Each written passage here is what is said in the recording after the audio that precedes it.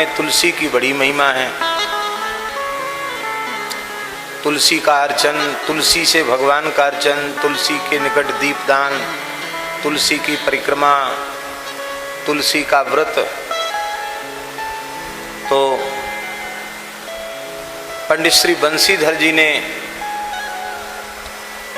प्रथम श्लोक के बहुत अर्थ किए हैं मंगलाचरण के। पंडित श्री कृष्ण शंकर शास्त्री जी ने वो समस्त अर्थ इस ग्रंथ में प्रकाशित किए हैं। श्रीमद् भागवताद्य पद्य व्याख्या शतकम, 100 व्याख्याएं हैं। तो इसमें तुलसी परक अर्थ भी किया है। तो हमने इसको देखा नहीं है, बस सामने ये भी यहीं देखने का अवसर है, क्योंकि थोड़ा पहले कहते तो एक बार ग्रंथ देख लेते। तो आज तुलसी जी की महिमा। वैसे श्रीमद् भागवत के महात्म्य पुरुषोत्तम मास में, तुलसी में, गऊ में, ब्राह्मण में, गायत्री में न पृथक भाव इष्यते, पृथक भाव नहीं है, एक ही है। इसलिए तुलसी कृष्ण स्वरूप होने के कारण मंगलाचरण में उनका स्मरण किया गया।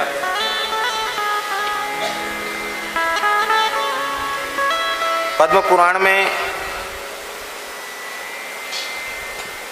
स्कंद पुराण में, विविध पुराणों में खूब तुलसी महिमा है। एक श्लोक तो बहुत ही प्रसिद्ध है। या दृष्टा निखिलाघ संघ शमनी, या दृष्टा निखिलाघ संघ शमनी, स्पृष्टा बपुष्पावनी, रोगाणाम अभिवंदिता निरसनी, सिक्तांत कत्रासनी, प्रत्यासक्ति विधायनी, भगवतः कृष्णस्य संरोपिता, न्यस्तात् तच्चरणे विमुक्ति फलदा, तस्यै तुलस्यै नमः।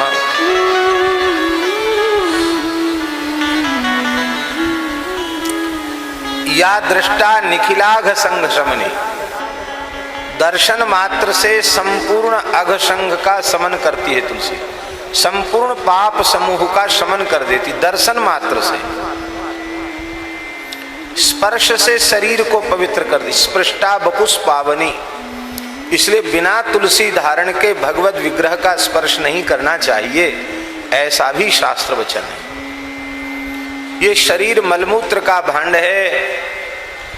पर्याप्त जल मृत्तिका आदि से शुद्धि करने के बाद भी ये मलमूत्र का भांड तो रहेगा ही। मलमूत्र ही उसका जीवन है, इसी से टिका हुआ है। तो कितना धो मांजो, शुद्ध होने वाला नहीं है। इसलिए शास्त्रीय शुद्धि के बाद भी शुद्धि होती नहीं। तुलसी धारण करने से संपूर्ण शुद्धि हो जाती है, भगवान की सेवा की योग्यता प्राप्त हो जाती है, भगवत विग्रह के स्पर्श की योग्यता प्राप्त हो जाती है।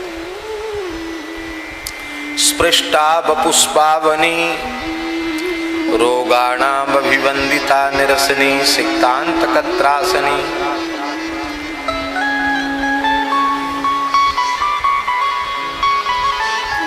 जो तुलसी को नित्य प्रणाम करते हैं श्रद्धा पूर्वक, उनके शरीर में कभी महाव्याधि उत्पन्न नहीं होती। सिक्तांत कत्रासनी, तुलसी में नित्य जल सींचते हैं जो, उससे अंतक को, यमराज को भय हो जाता है। भले ही वो पापिष्ठ जीव ही क्यों न हो, तुलसी की सेवा करने लग जाता है, तुलसी में जल चढ़ाने लग जाता है, यमराज कहते अब ये नरक आने वाला नहीं है। सिक्तांत कत्रासनी, भगवान के चरणों में प्रेम प्रदान करने वाली तुलसी हैं। भगवान के चरणों में तुलसी अर्पित करने से मोक्ष का लाभ प्राप्त हो जाता है, जीव संस्कृति के चक्र से छूट जाता है। तुलसी को रोपित करता है, तुलसी के पौधे को लगाता है, तो मानो वह अपने हृदय में भक्ति के पौधे को स्थापित करता है। ऐसी तुलसी महारानी के चरणों में हम सब प्रणाम करते हैं।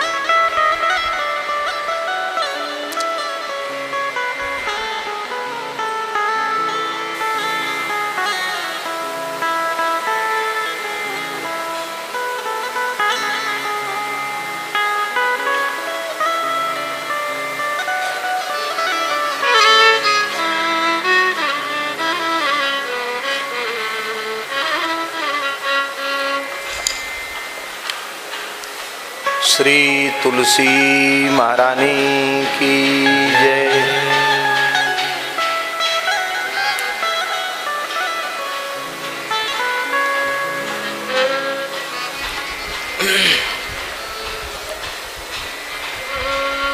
बहुत अधिक समय नहीं है,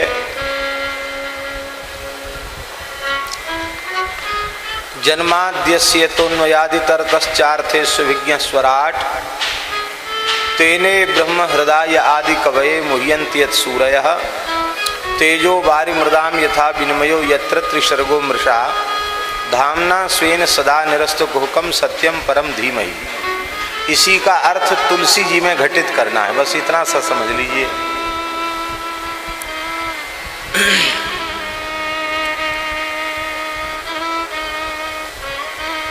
वयम तम तुलसी तरुम सदा हृदा धीमहि।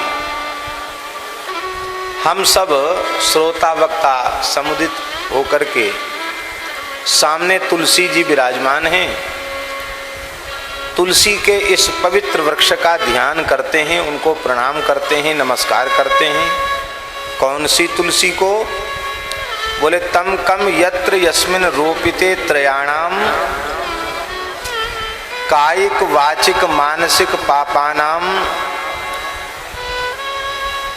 अध्यात्मा पापानाम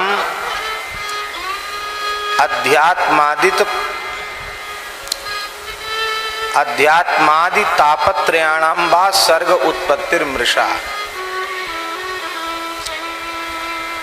जिस तुलसी वृक्ष के रोपित कर देने मात्र से, अर्थात तुलसी वृक्ष को पौधे को लगा करके उनकी सेवा आरंभ कर देता है जो तुलसी का भक्त, तो उसके कायिक वाचिक मानसिक पाप, उनकी उत्पत्ति मृषा हो जाती। मृषा होने का मतलब उनकी उत्पत्ति ही नहीं होती है। कायिक वाचिक मानसिक त्रिविध पापों से वह विनिर्मुक्त हो जाता है और त्रिविध ताप, दैहिक दैविक भौतिक त्रिविध ताप, वो भी उत्पन्न नहीं होते। तुलसी की उपासना आराधना करने वाले को दैहिक दैविक भौतिक ताप से भी मुक्ति मिल जाती है। बोले यह आप कैसे कह रहे हैं? तो तदुक्तम उद्धरण दे रहे हैं। आरोपिते तरौ तापम पापम च त्रिविधम तथा तुलस्या नाश मायाति तदुत्पत्ति पुनर्नहि।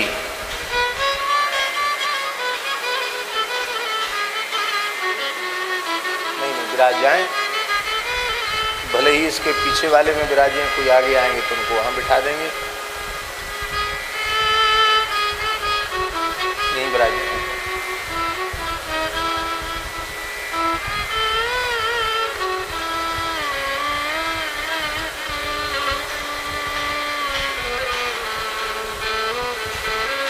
ये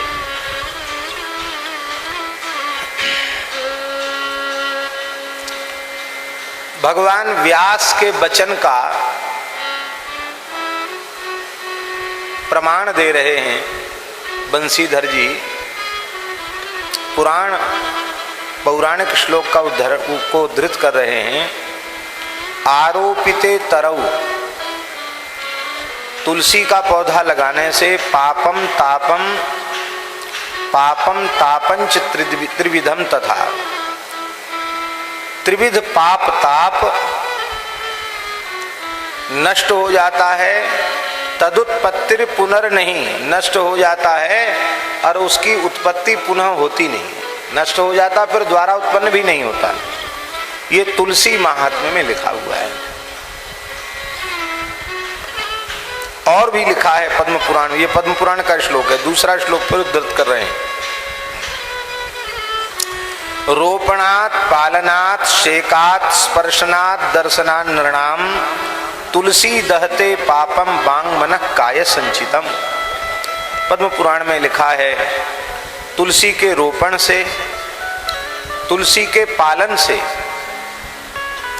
तुलसी में जल सींचने से, तुलसी के स्पर्श से, तुलसी के दर्शन से मनुष्यों के संपूर्ण पाप जलकर भस्म हो जाते हैं। चाहे वाणी के पाप हों या मन के पाप हों या शरीर के संचित पाप हों, समस्त प्रकार के पाप तुलसी के पौधा के लगाने से, तुलसी का पालन करने से, तुलसी में जल सींचने से, तुलसी के स्पर्श से, तुलसी के दर्शन से नष्ट हो जाते हैं। दूसरा भाव दे रहे हैं, यदवा यत्र त्रयाणाम पत्र पुष्प काष्ठादीनाम सर्गो अमृषैव। यत्र त्रिसर्गो मृषा।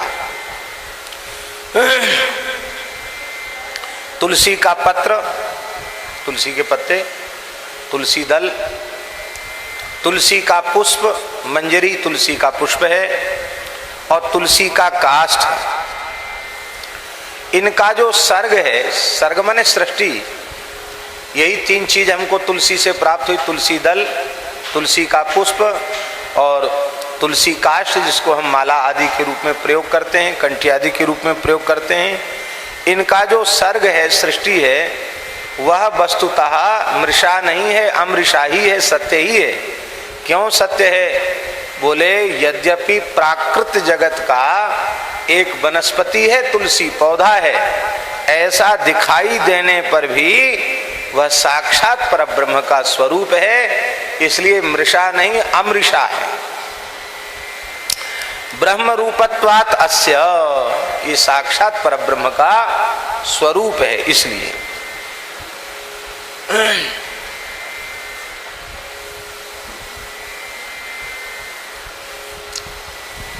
तुलसी दल रूपेण साक्षात ब्रह्म ही वर्तते। यह श्लोक स्कंद पुराण और पद्म पुराण में एक जैसा है। भावांतर तो अर्थांतर तो नहीं है, शब्दांतर भी नहीं, एक जैसा श्लोक है। तुलसी दल रूपेण साक्षात ब्रह्म ही वर्तते, प्रतीति ही पत्र पुष्पादेर मायैव न चान्यते इति स्कंद पाद्मयो हो। स्कंद और पद्म पुराण में ऐसा लिखा है।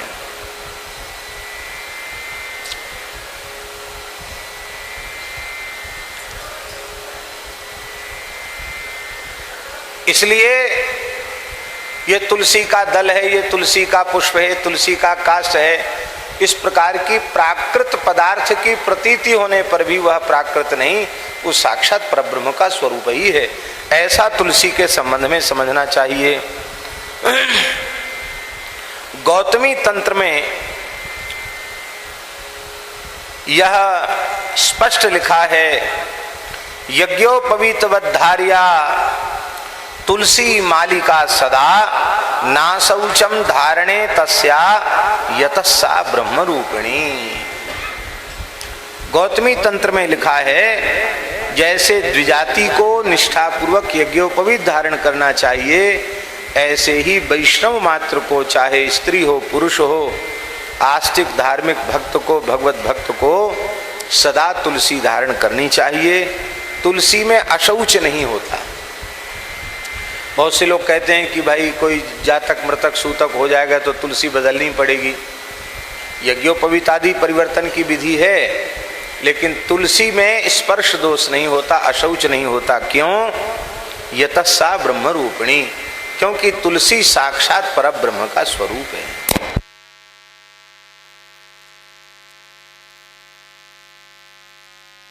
सूतक हो, मृतक सूतक हो, ग्रहण पड़ जाए तो यज्ञोपवीत बदलना पड़ेगा, लेकिन तुलसी की कंठी बदलने की आवश्यकता नहीं है। तुलसी सदा पवित्र रहती है।